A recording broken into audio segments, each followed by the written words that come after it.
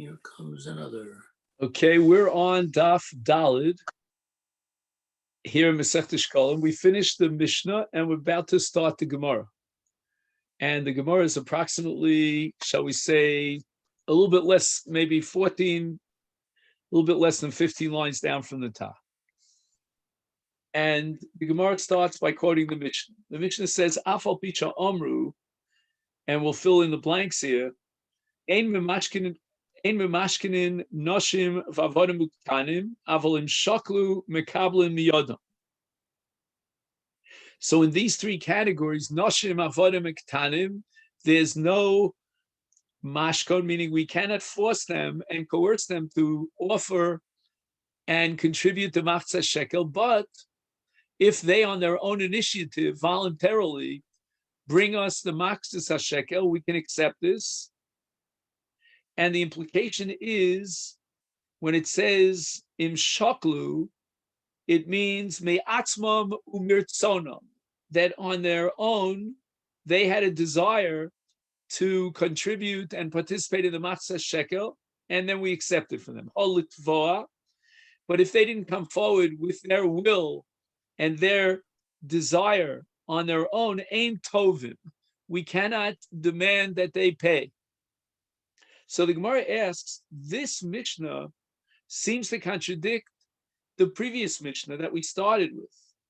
There the Mishnah says, Hacha b'Mishnah, in Hacha meaning the earlier Mishnah, says that Ein memashkinin es haktanim, at Omar, it would seem from the language of the earlier Mishnah that Ein memashkinin, that we cannot coerce the katan to bring forward his Masechet Shekel, but tovim, but in fact we will demand the Masechet Shekel.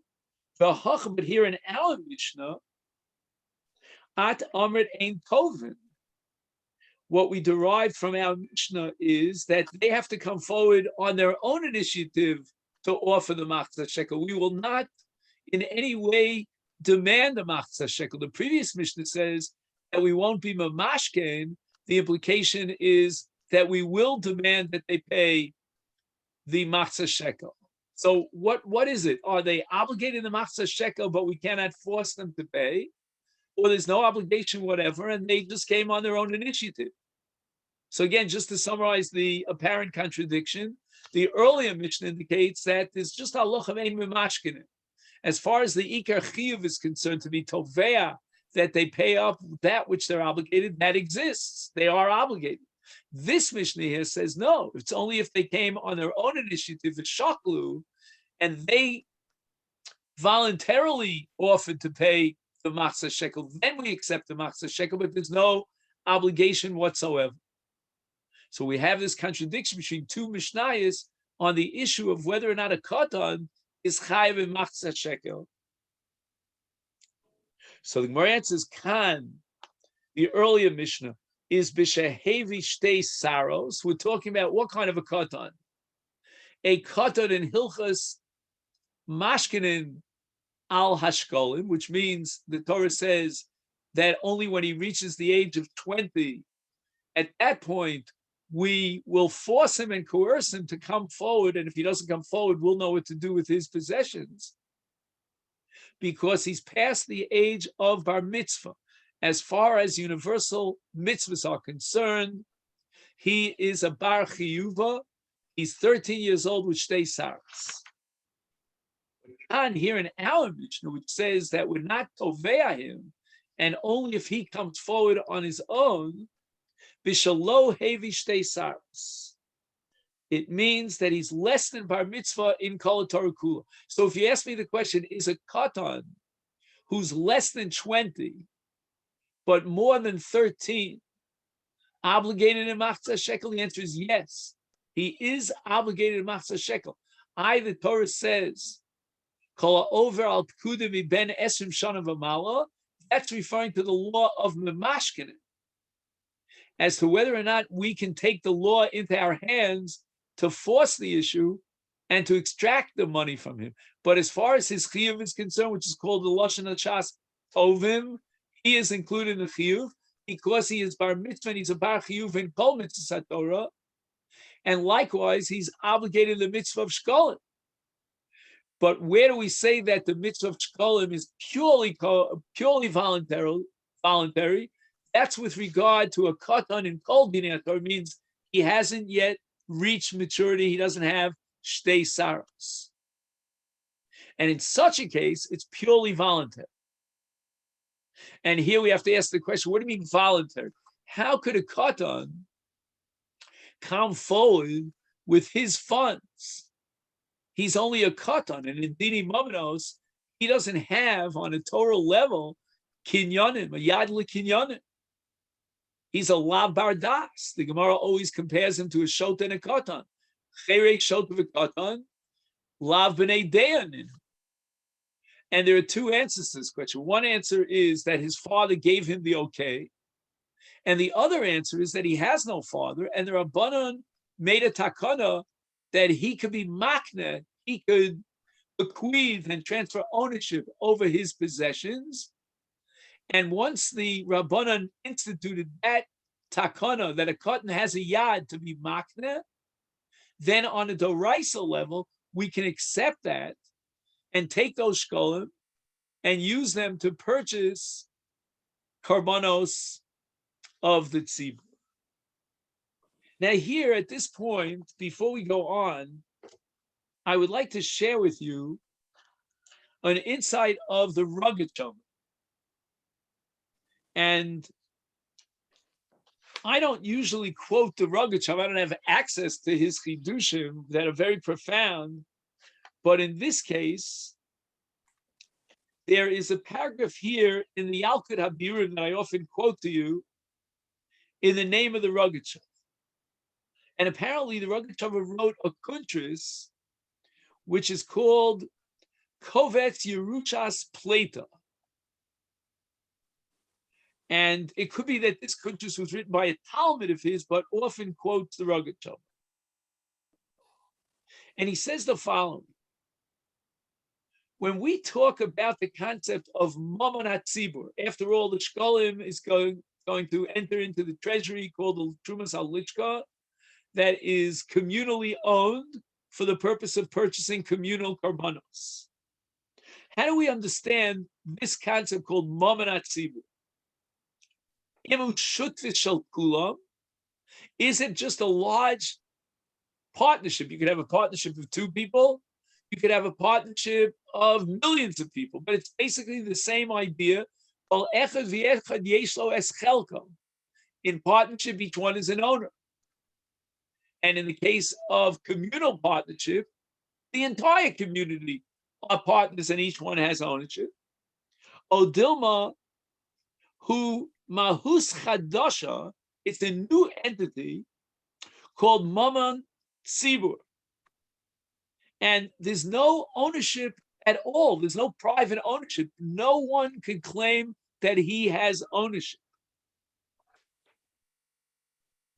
Now, the Rogatchover wants to quote our Mishnah in Shekalim to be machriya, to try to determine the nature and the essence of Mammon Tzibur.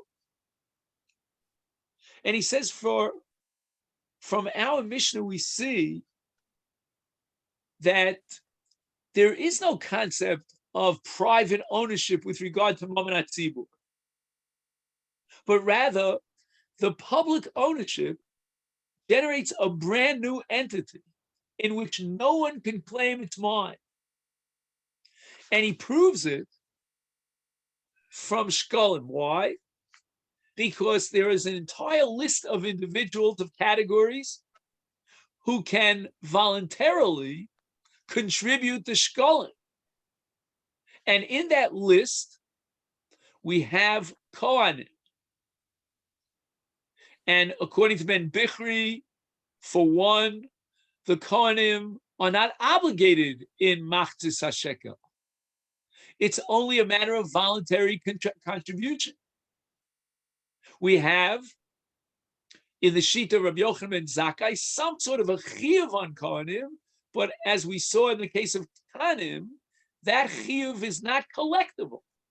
It's a different kind of a chiyuv.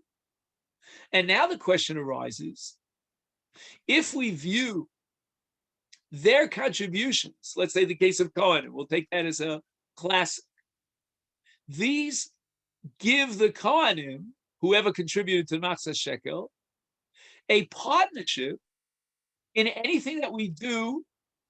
Again, the money is earmarked to purchase Karbanos Tzibur. Well, guess what? We're going to buy Menachos, and we're talking about Minchas HaTzibur, for example, in the case of Shtei Lechem and other cases, the Omer. And those Minchas HaTzibur will be eaten by the Kohanim after the Avodah. But now, that Mincha belongs to the Kohanim as well, because the Kohanim have private partnership in the Mincha, because they contributed to the Truvas HaLishka from which this Mincha was purchased. How do we obliterate their ownership under the partnership law, which would convert these Menachos into Minchas Kohanim? And the halacha of Minchas Kohanim is that it's Kulo Kolil. It's completely burnt on the Mizbeach. The answer could only be that once we receive these contributions on a voluntary basis for the Truvas HaLishka of Shekalim, it now becomes a new entity in Choshen Mishpat law. It is not a matter of an amalgamation of individuals, all of whom have private ownership, but rather it's a new entity called Mammon HaTzibur. And therefore, when the Kohen contributes his funds, his shekalim, for this enterprise of a Minchas HaTzibur, the money is no longer his. And anything purchased with that money is no longer privately owned in a partnership agreement. If it were, it would be a Minchas Yachid of a Minchas Kohen. But it's a Minchas Tzibur because of this new entity called Mammon HaTzibur. And the same thing would apply here in the cases of Nashim, Avodim, and Ketanim. We cannot force them to pay the Machzis HaShekel, but if they contributed on their own, and it's a voluntary payment, it is now accepted into the treasury, becoming Mammon HaTzibur with a new entity, a new Chal Hashem, Mammon HaTzibur. I would like to bring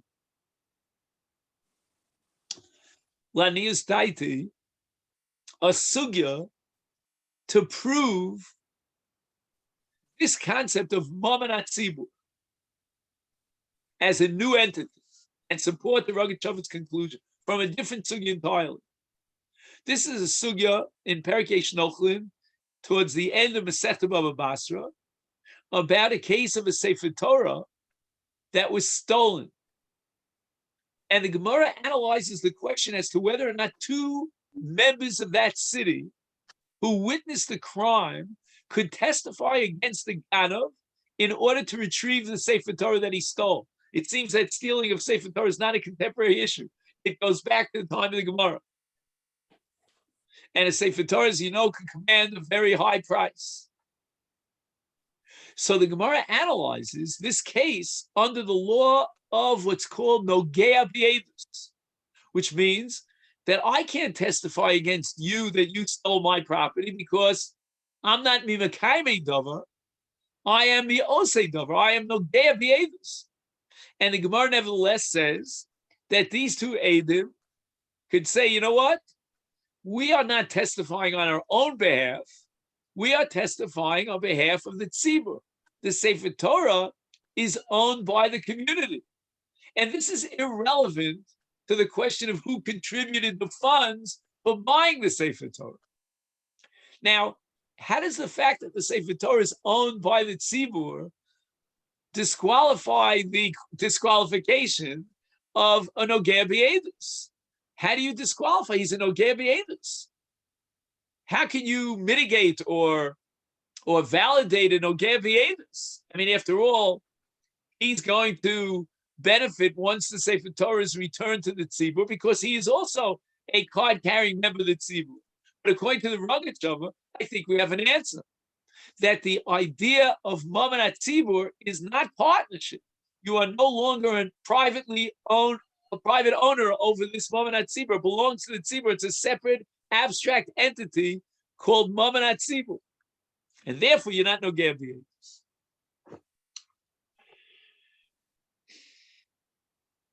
Okay. Now, with regard to the issue of whether a katan is chayav in machzas hashekel, the Gemara's conclusion is that once he reaches the age of bar mitzvah and he has shtei saras, he's chayav in machzas hashekel.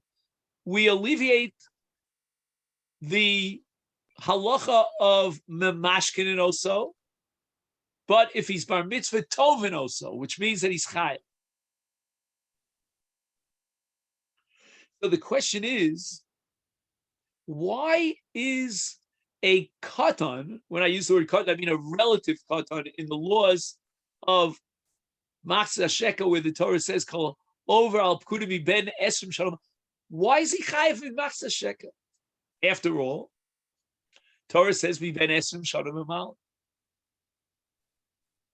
So the Gemara suggested in the last sugya before we started this Mishnah, in the name of one Amora, called the Avar Biyama Yitan, that anyone who passed over the Yamsuf in the miracle of Kriyas Yamsuf, he will participate in the Pekudim. What's going on over here? It says Kol over al Pekudim, and you're telling me that over al Pekudim refers to the Kriyas Yamsuf? He's considered Pekudim? I mean, if that be the case, for example, let me read to you the Kasha of the Aruch HaShulchan. He writes, Im chayvim es kol misha over hayam, then kosher, madua noshim pturos. Why should women be exempt from the mitzvah of shkolim? Hare gam hem avru b'yam. He says, "V'od ma yesam an the omer zeh im loshen haposuk." The posuk says, "Kol over al pekudim." It doesn't say "Kol over al hayam." And I like his kasha a lot, but I'm not sure I understand his answer. I'll read it to you. He says, "Mikra zeh ein yotzim midei pshuta, v'rak ha'ovrim al pekudim chayovim." V'hainu Yisrael mi ben esrim shana umal. So we can't take the pasuk out of its pshuto shel mikra, and the simple shot is that who has to pay for the shkolim? It's over al pekudim, and in this case, if he's not ben esrim shana, he's not over al pekudim. Ella sheyesh l'dayek milashon kol ha'over al pekudim v'lo nemar kol ha'pekudim. There's an extra word in the pasuk. The pasuk says kol ha'pekudim, meaning all those who are counted in the census. Instead, it says kol ha'over al pekudim. V'yesh lomar shebalomar shekol ha'over biyam vehu al ha'pekudim chayav b'machzis hashekel. So there are two conditions that are indicated by this pasuk. The word pekudim indicates those who are actually counted. But the word over, which is an extra redundant word in the pasuk, that indicates anyone who is part of over al hayam.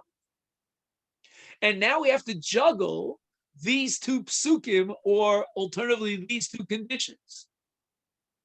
One condition is going to generate what we call the basic chiyuv, and then the other condition, if met, so you have A plus B, that's going to generate a full-fledged chiyuv.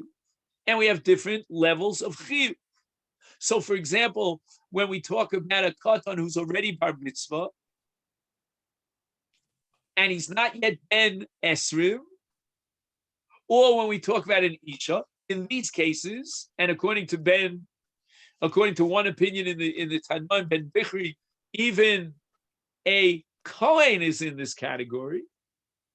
He's not Bichlal Apkudim.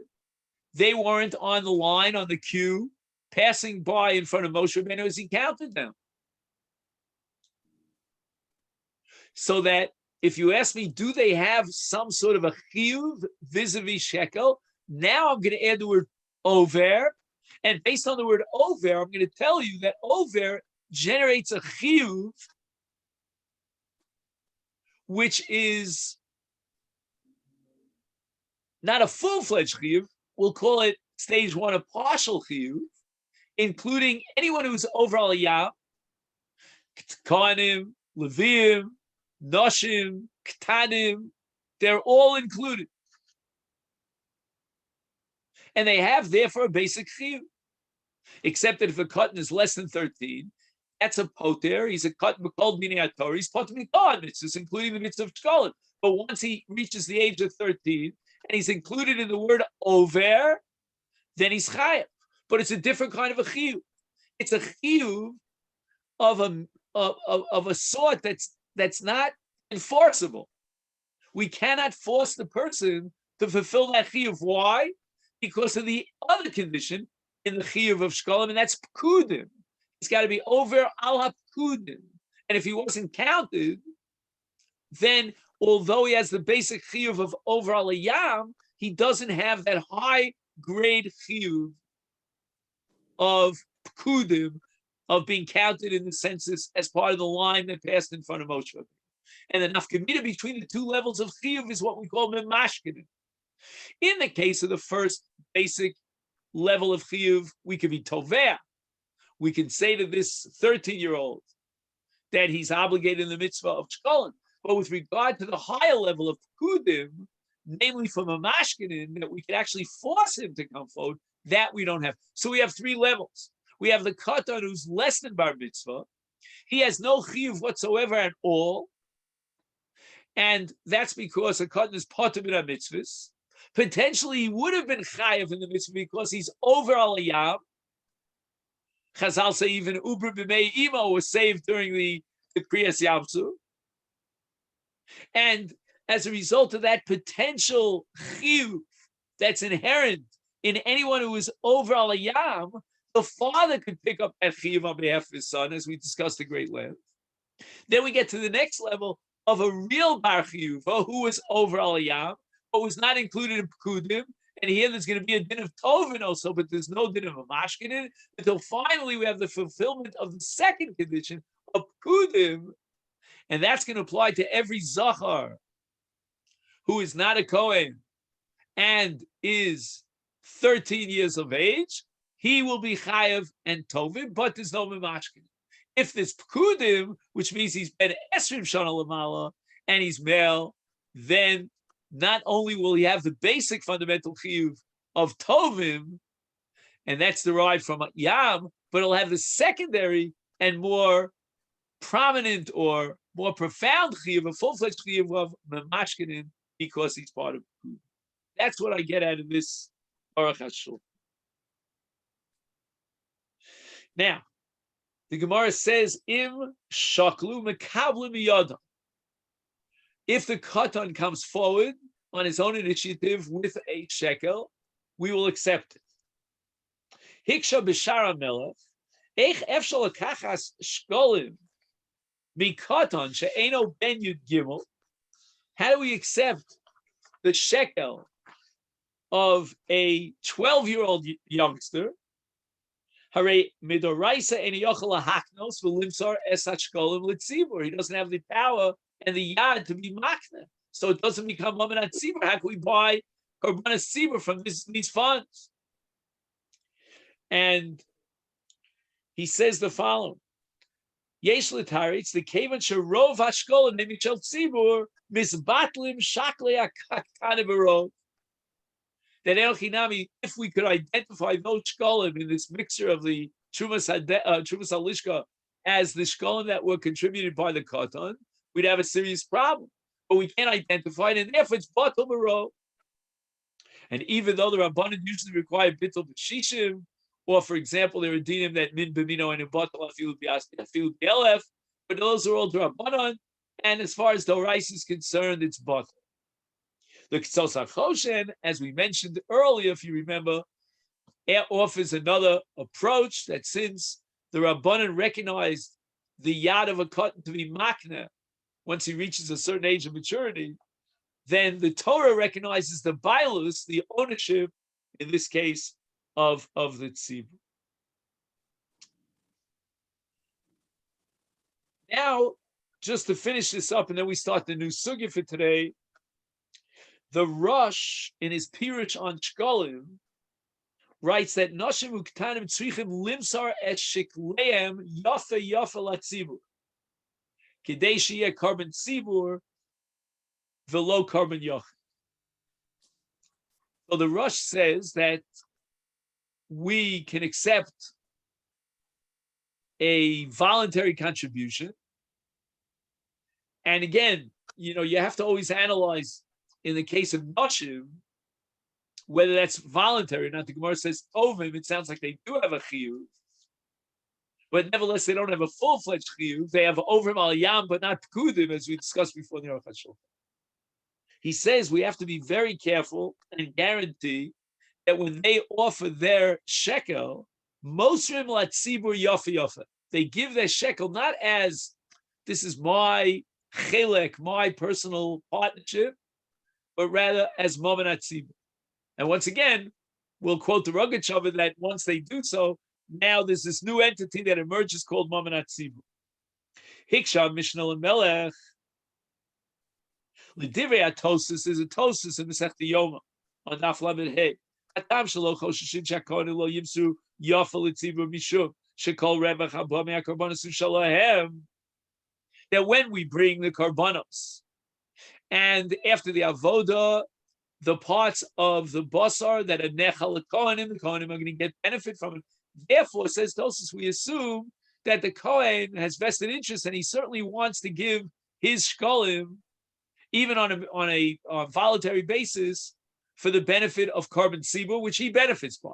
So ultimately, he gets the benefit from it. Therefore, mandua be'isha v'yavivikaton sharevach me'akarbonos einu shalahem. They get no benefit from the carbon whatsoever. Only a Kohen is allowed to eat the bus of the Kohen. We should have at least a chashash and worry and suspect the possibility that they wouldn't give over their money to the tzibur, and then it becomes a carbon yachid. To answer this question of the Mishnah Lamelech, we have a chiddush of the Avnei Nezer, the Socket Show. And I have to tell you, whenever I learn the Socket Show, it's always very profound. I try very hard to understand. Asav b'shut Avnei Nezer al pi divrei Rabbeinu Tam. So now, with his Bekiyas, he's quoting Rabbeinu Tam in Masechet Rosh Hashanah on Daf Lamed Gimel in the sugya of smicha bekarbanos. Now, normally, smicha, if not for the mitzvah element, if you isolate the mitzvah element, neutralize the mitzvah element, would be absolutely prohibited, because smicha means that you lean on the animal. And that's a benefit that you get from the animal. So the animal prevents you from falling on the ground. And that's me'ilah b'kodshim. But the matir and the removal of me'ilah, what undermines me'ilah is the mitzvah of smicha. So the question now is noshim. Women are not obligated in smicha, but the Gemara says that noshim somchos al hakarban umakablos schar. So the women, when they bring their carbon, they can do smicha, even though they're not obligated to do so. And they get schar for the mitzvah of smicha b'karbanos. V'lo chayshinen li'avoda b'kodshim. Avoda means personal benefit from kodshim. The afagav de'enu mechuyavos b'mitzvahs smicha. Nevertheless, mekablo schar and mivarchos aleim. This is the famous Rabbeinu Tam. If your wife goes into the sukkah or takes a lulav or hears the shofar, makes a bracha, it's based on this Rabbeinu Tam in Masechet Rosh Hashanah, who allows women to do smicha and make a bracha on the smicha because they get schar for smicha, even though it's totally voluntary.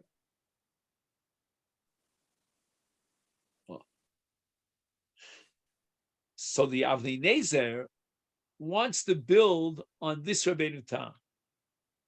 Gam hacha, here too. Im nos shkalim, they voluntarily offer shkalim.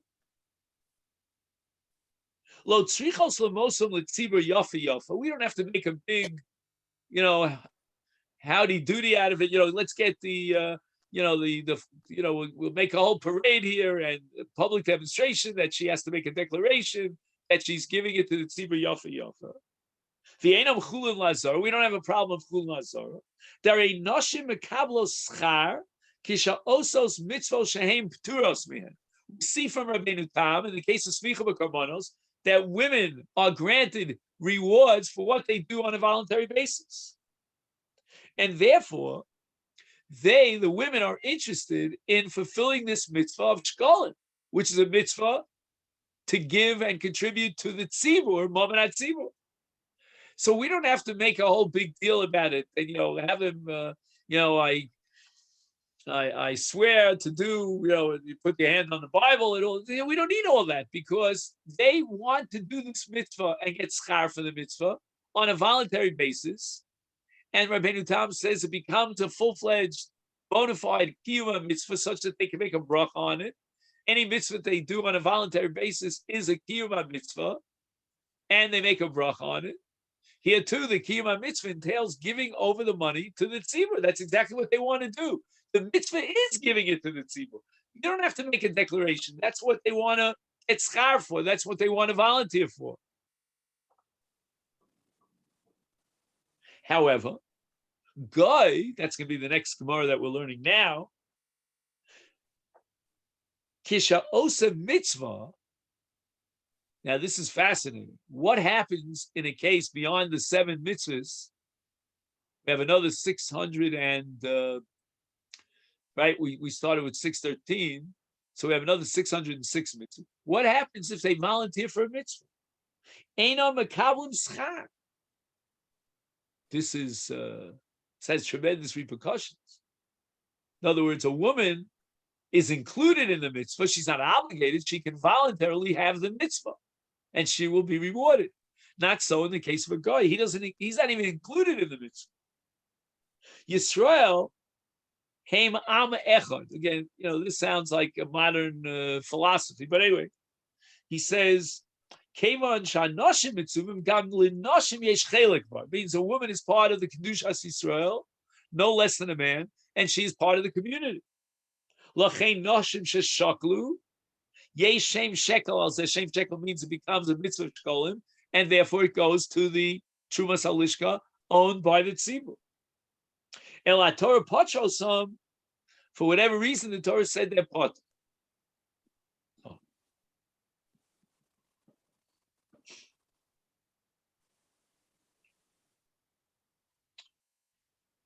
Now, he adds another piece about the Kohen. Right, we said that in the case of the Kohanim, they have to be Moser, Shikloseim, Yafa Yafa, and the answer is, well, they'll get benefit from the carbon tzibur because they eat the carbon tzibur. However, he says, why do we require that to be Moser to the tzibur Yafa Yafa? We gave the svara why they will do so, because mitzada ikar svara yesh lechayva mosam. They should be obligated. Elapocho somat Torah. The Torah says that patur. So this is not like the case of Nashim. Nashim, there's a very specific reason that an Isha is exempt from the mitzvah. And now she wants to put herself back into the chiyuv. And that's where she's motivated to give it yafa yafa. But in the case of Kohanim, there was no reason why they weren't included in the original chiyuv. Not like the case of an Isha. And therefore, when the Torah says that patur, they are now being, in a sense, removed from the mitzvah of shkolim. They have to have a special Masira yafa yafa to guarantee that their shkolim are going into the pot of Mamanat Sivu. Okay, now we get to the sugya for today, Nochri.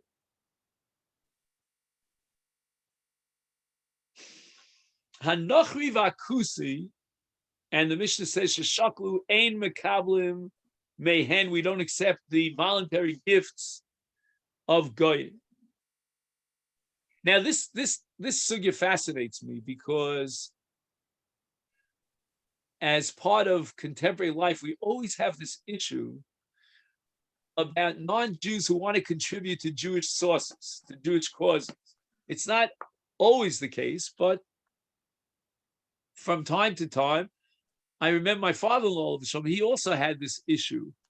You know, very often he would raise funds for his local shul, and he worked with those, in that case, Italians. You know, he had Italian partners and so forth on his work. And very often, you know, they would collect funds from him, and it was understood that he would expect quid pro quo that they would give to his causes. But that's a problem, whether or not we take non-Jewish money and we use it for Jewish causes, like to build a Beis HaKnesses. So Amar Rebbe Ba, again, I don't think this name appears in Bavli, so I have a feeling that Ba is a shortened, abbreviated name for something longer. I don't know, not sure what it is. Anyway, Amar Rebbe Ba, Tiftar Kemandi Amar Kusi Kinach.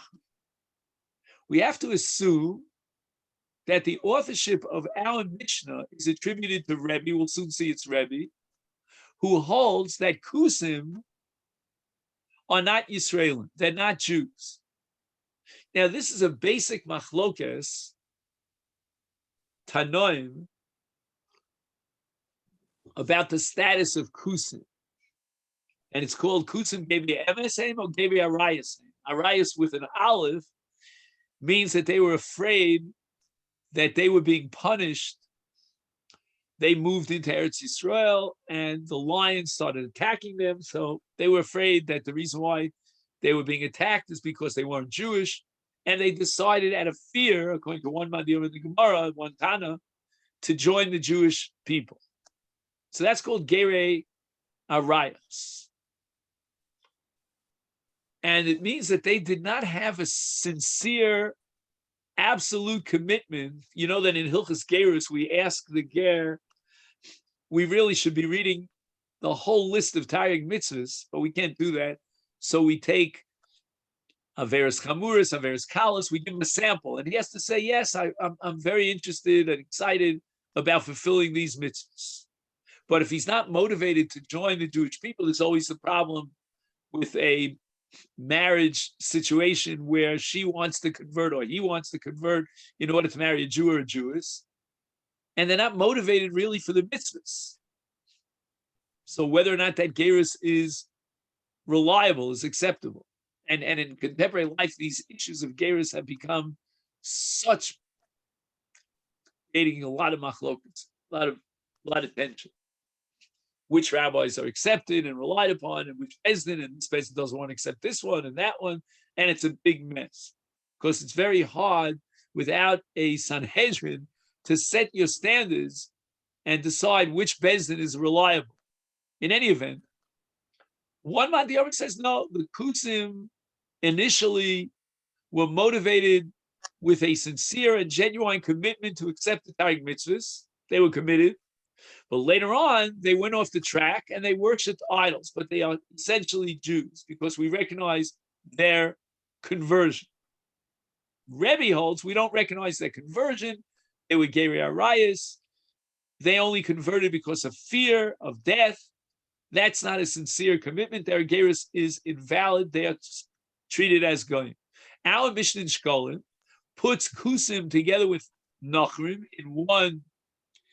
in one breath, and it means Kusi Kinachrim. And that would have to be the Shita of Rebbe, who says that kusim are not gerei tzedek. They weren't bona fide, sincere gerei. And therefore the kusim are excluded from Masechet Shekalim the same way that the Nachrim, the non-Jews, are committed to, are excluded from Masechet Shekalim. This palgim, and we have a machlokes amongst the Tanoim with regard to the status of kusim. Are they considered gerei tzedek or not? And the brisa that we're now going to quote records this machlokes. Kusi kin nachri divrei Rebbe. Rebbe says that the kusim never, from the get-go, never accepted gerus with a sincere, genuine commitment, and the gerus was not valid. Rabbi Shimon Gamliel Omer kusi ki Yisrael l'chol dov. The kusim were gerei emes, and therefore Rabbi Ba says that they would have to bring Masechet Shekel, the chayv in this mitzvah, no less than any other Jew, if we accept Rabbi Shimon Gamliel. Obviously, therefore, by process of elimination, our Mishnah would have to be attributed to the sheet of Rebbe. And therefore, we have an equation between Nachri and Kusim. And therefore, we don't accept the Shekalim of the Kusim. Amar Rab Lazar, or here I'm willing to take a bet that Lazar is Eliezer, or at least Elazar, maybe Elazar. And he wants to say that our Mishnah could reflect the sheet of Rab Shimon Gamliel as well. Masnisa, our Mishnah, bin Nachrim, habekusim lo. You're gonna have to change the gears of our Mishnah in order to accommodate Rab Shimon Gamliel, and leave out the word kusim. Vitani ken. And I'm going to quote to you a brisa that explicitly maintains that we will accept shkalim from kusim. Now the brisa is darshaning a pasuk at the very beginning of Vayikra. It says that Haber bnei Yisrael matoleim adam ki yakriv mikem karban lashem. And the brisa says adam lerabos es hagerim mikem lahotzi es hamumrim. Now we have two extremes over here. We have a ribui adam for gerim, and we have a miut of mikem, because it says adam ki yakriv mikem lemeute mumrim. Right, mumrim are what we call mishumadim, those who completely reject the Torah from A to Z. Now, where does kusim fit in? So Rabbi Lazar understands that if there was a possibility of excluding kusim under the miut of mikem, then the brisa should have explicitly said lahotzi kusim. Why did the brisa say lahotzi mishumadim? And the answer is that a kutzi is not a mishumad. He is not violating the entire Torah. Again, there may be a certain laid back, lax attitude on the part of the kutzim in their. They're not so meticulous about mitzvahs, but certainly you can't call them mishumadim. Mishumadim are those who join another flock and they don't want to be identified as Jews. They don't have any commitment to any mitzvahs. That's not a kutzim. Now, the Pella here is that he needs the word Adam to include Gerin.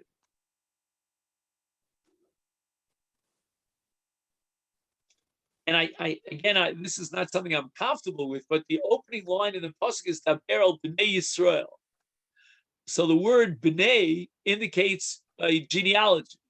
Bnei Yisrael. The Gerim, technically, again, literally, are not Bnei Yisrael. So I need the extra word Adam as a ribui to include Gerim in Bnei Yisrael. And they're considered Bnei Yisrael, even though genealogically they are not Bnei Yisrael. And then we have the Mikem to exclude those who are as far as genealogy is concerned, perfect Bnei Yisrael, but they are Mishumad. And B'li Neder, as you know, when we get to it, maybe tomorrow, we'll talk about why Mishumadim are excluded from Karbanos. So the Gemara says, what are you talking about? You, Rabbi Elazar, want to remove Kusim from our Mishnah? It's impossible to remove Kusim from our Mishnah. Masnisin pligi al Rabbi Elazar, very strong language.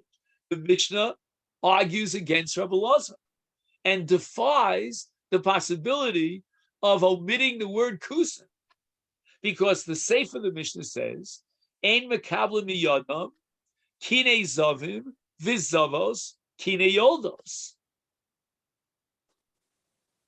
In other words, that they, and we have to figure out who the they is, if they have a birth, right? She gives birth, or she or he is a zav or a zava, and in the process of tara from this tumah, they have to bring the karbanos of tara. It says in our Mishnah, we won't accept their karbanos. Who are we talking about? We're talking about a Nachri, a Nachriya. They're not included in Tumas Ziva or Tumas Yoledes. They're excluded. The Torah says in the Pasha Ziva, Vayikra Tesvav, B'nei Yisrael. And the Gemara Nida says, B'nei Yisrael mitamim b'ziva, v'ein aku mitamim b'ziva. So there's no Tumas Ziva in the case of an aku. So how can it be that our mission is telling us that we don't accept a carbon of a zav or a zava from the goyim when they're not even included in the tumah? You know, somebody who's tameh, you could say, well, they have to bring batara, but if they're not tameh, and also, by the way, yoledis, there's no tumas yoledis by an aku, and that's also a drasha in the Gemara. So therefore, the Gemara says, "V'chi yesh kinei zavim v'zavos b'nachrim." This is a rhetorical question. Where's Tumah over here that the Mishnah has to tell me we don't accept the karbanos of Tara? There's no Tumah. Obviously, there's no Tara. Ella. Therefore, we have to conclude that at least the Sefer is explicitly addressing the case of Kusim, telling us that we don't accept these karbanos from the Kusim. And that would mean that we're talking, according to the sheet of Rebbe, that we don't recognize the gerus of the Kusim. And that makes sense. Ella, Reisha ben Nachrim, the Seifa, the Kusim. Rabbi Elazar, are you going to tell me, because you have no choice, that in the Reisha we're going to remove the word Kusim, because the Mishnah is reconcilable with the sheet of Rebbe, of Reb Gamliel, who holds that Kusim are Geri Tzedek. So take out the word Kusim from the Reisha, because we will in fact accept Shekalim from Kusim because they are full-fledged Jews according to Reb Gamliel. But now you get to the Sefer, and the Sefer could only be referring to Kusim.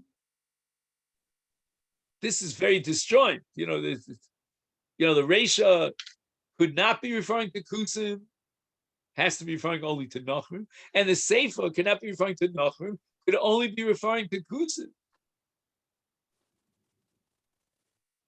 And the Gemara answers, Kenu, Reisha b'Nachrim v'Sefer b'Kusim.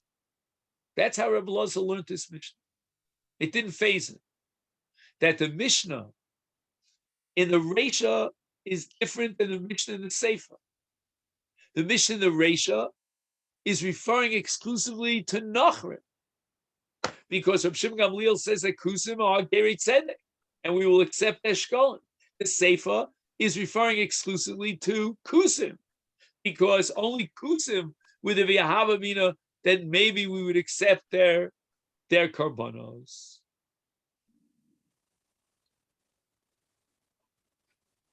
Now, why do we accept the karban? Why do we reject the karbanos in a case of kine zavin and zavos, kine yoldos, of a kusi? I mean, after all, they're included in Tuva V'Tara. They're full-fledged Jews according to Rab Shimon ben Gamliel.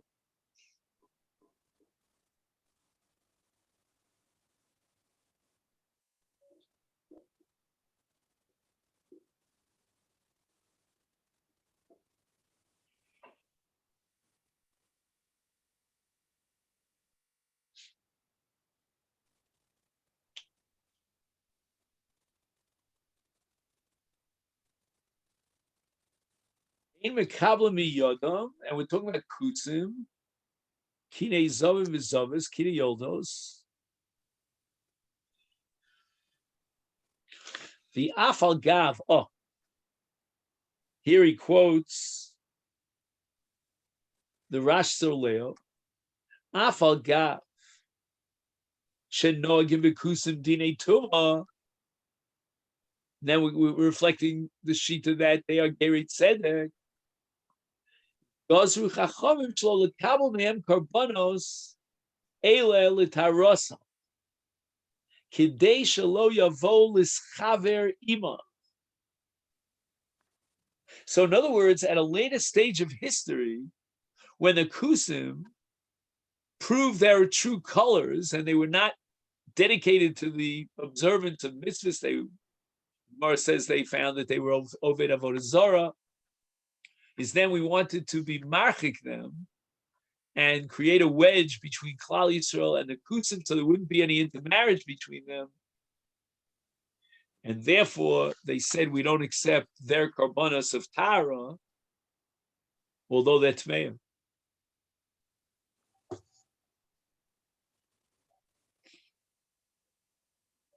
Rabbi Yochanan.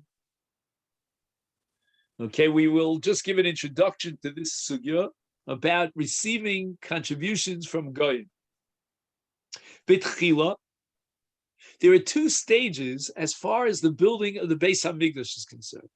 One is the actual first stage of building the Beis HaMikdash, and then there's what's called Bedek HaBayis after the Beis HaMikdash is already built, and we need extra funds for the upkeep of the Beis HaMikdash. So B'tchila, at stage number one, if the Goyim want to contribute to the actual building of the Beis HaMikdash, is Ein Mekabla Mehem Lo Dover Mesuyam V'Lo Dover She'ena Mesuyam. Bottom line, it means we don't accept any contributions whatsoever, neither this nor that. And what are these two categories? Category number one is a Dover Mesuyam. On the Gag of the Beis HaMikdash, they needed protection against certain birds like ravens or whatever, vultures. So they needed what's called Tavlo Shel Barza. And everything I'm telling you is based on the original sugya, which is not here in Shekalim, but in Erchen Dafov. Tavlo Shel Barzel, Amal Ama, the Kovim Masmeros, Chadim Begova Ama. So you have these planks that are made of metal, and at a height of 1 amma, they placed very sharp masmeros, which are literally nails. So you have sharp nails coming out of this. And Legaresh es ha'orvim. So the birds shouldn't land there. Now, I'm not sure exactly what the problem is. My intuition tells me, if anyone can tell me better, that because there was so many, nevela, so to speak, carcasses of animals around the Mikdash, there was all the karbanos and so forth. So the Arvim would flock down and just wait for their opportunity to grab one of these animal cadavers, one of these nevelas. I shouldn't call it nevela because it was after shechita, but you follow my point. So at this stage that we're actually involved in the building of the Mikdash, the Nachrim wanted to come and contribute these, raven not traps, but raven fly away. That's called a davar mesuyam. Davar mesuyam means a davar shenira li'ein kol, meaning something that's visible to everyone. Everyone sees these parts of the Mikdash and identifies them as contributions of the Goyim. Now Rabbi Yochanan goes a step further, and even a davar she'eino mesuyam, we're not going to accept from them. What's a davar she'eino mesuyam? It's not like a specific object where the Shem Nachri is still chal, so to speak. People identify it as this was the gift of Nikolai, or whoever his name is. But rather it's a davar she'eino mesuyam. Davar she'eino mesuyam means that they gave contributions of funds or objects of value which were sold on the market, and the monies were used to build the Beis Hamikdash. So there's no identification of this object. Like if they bring a menorah, let's say, Nikolai comes to contribute a menorah. So whenever you see that menorah, that's Nikolai's contribution. But if Nikolai instead brings, the Gemara talks about salt. What was the other case? Okay, anyway, he brings objects of value, which he contributes. And now we're going to sell those objects and buy whatever we need for the Beis HaMikdash and building the base. So there's no longer Shema Akum Aleim. No one could say, well, because the Davar Shema Misuya. So why does Rabbi Yochanan say that in stage one, when we're building the Beis HaMikdash, we will not accept contributions from the Goyim, flat, period, absolutely, not even if there's no shame Akum Aleim, because the Davar Shema Misuya. So the Gemara says in Masechet Erechim that the reason for this chumrah of Rabbi Yochanan completely outlawing and accepting any contributions at stage one is because Chayshinon Shema L'Rifyon Yadayim Heim Miskavdim Sheyismuchu Aleim Veheim Ba'atzoseim Haros Ya'akvu Es HaBinyan.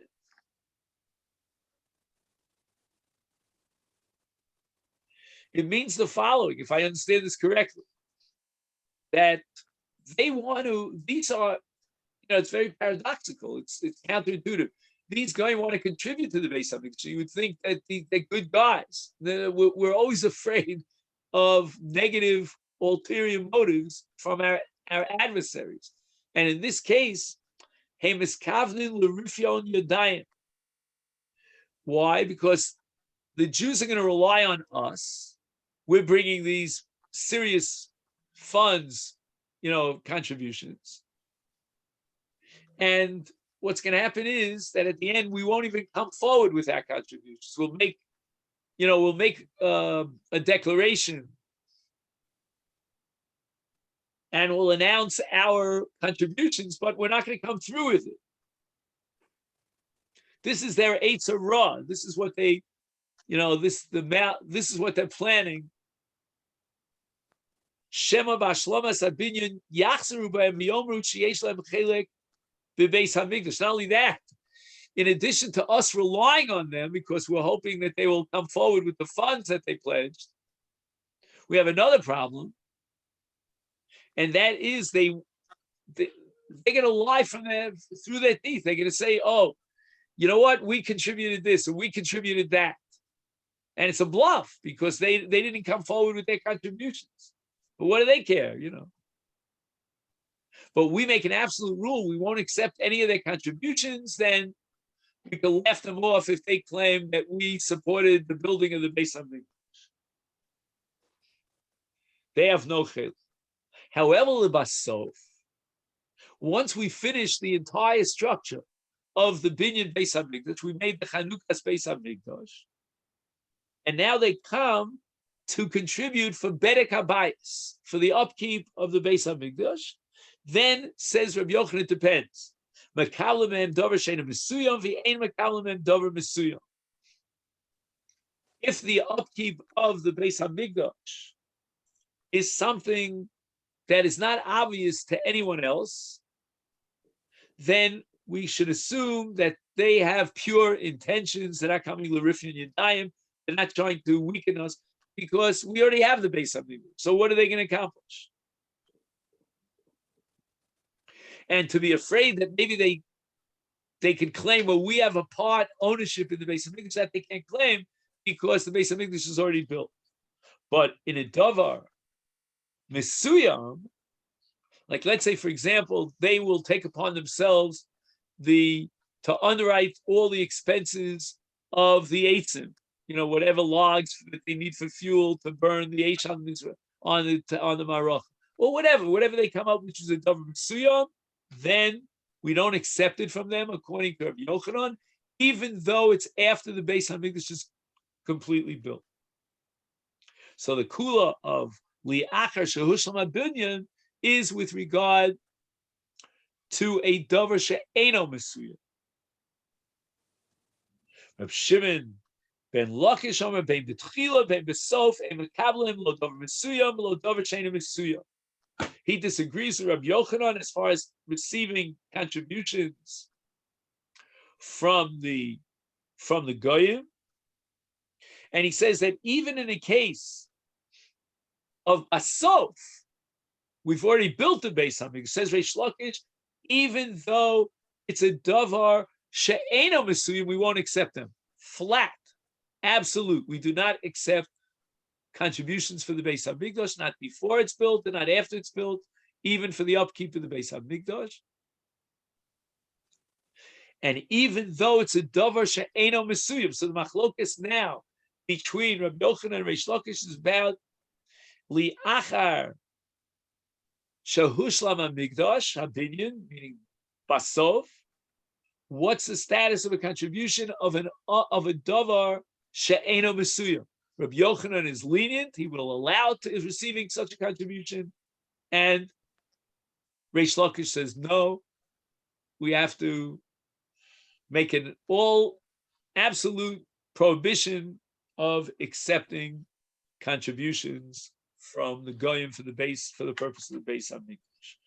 And again, how this trickles in la halacha with regard to our Beis HaKnesses, which has a status of a Migdash Ma'at, and a Beis HaMedrash, for example, in the yeshiva, and there are many, many situations and scenarios in which there are serious amounts of money that are being contributed by non-Jewish sources, that's a serious issue, halacha l'maisa in contemporary life. All right, then, this is where we'll stop, and Mr. Hashem will pick it up tomorrow.